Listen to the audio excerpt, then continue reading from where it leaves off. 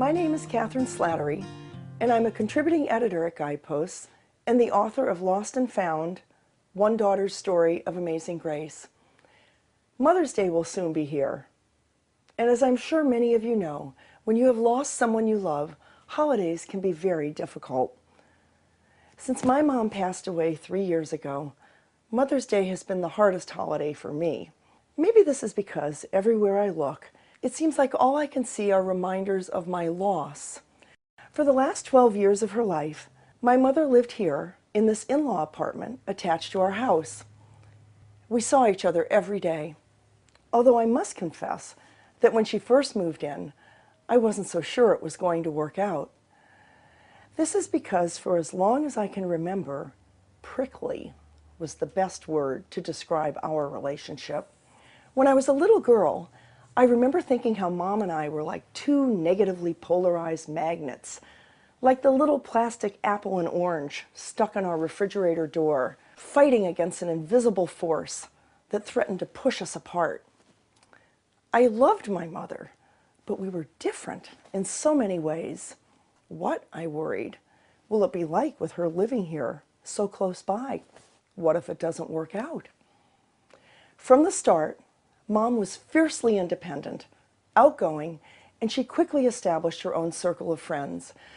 But over time, she developed severe age-related health problems, including blindness from macular degeneration, until it reached the point where she could no longer drive, or read, or play cards, or recognize faces.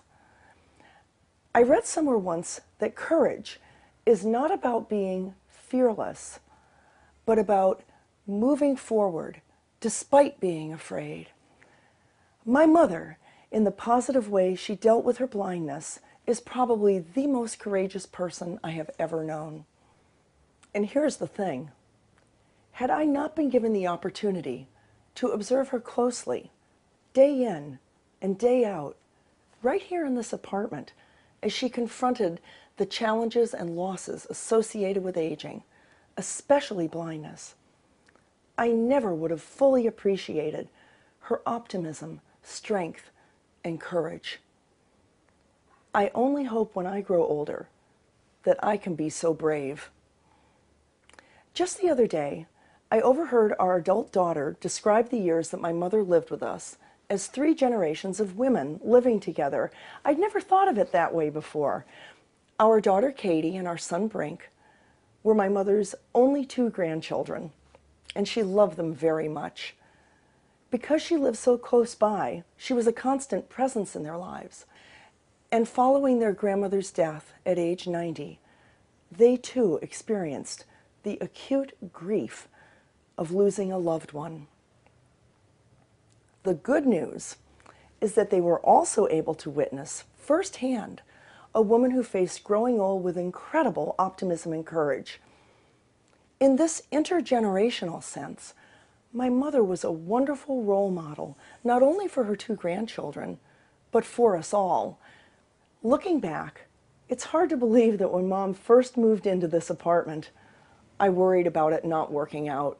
As it turned out, having Mom live next door to us for the last 12 years of her life was a beautiful and totally unexpected gift. This is not something to be sad about. This is something to celebrate. So, on this Mother's Day, I am going to try to stop thinking about what I've lost and think instead about what I've found. I am going to stop looking down and start looking up. Thanks, Mom. Happy Mother's Day.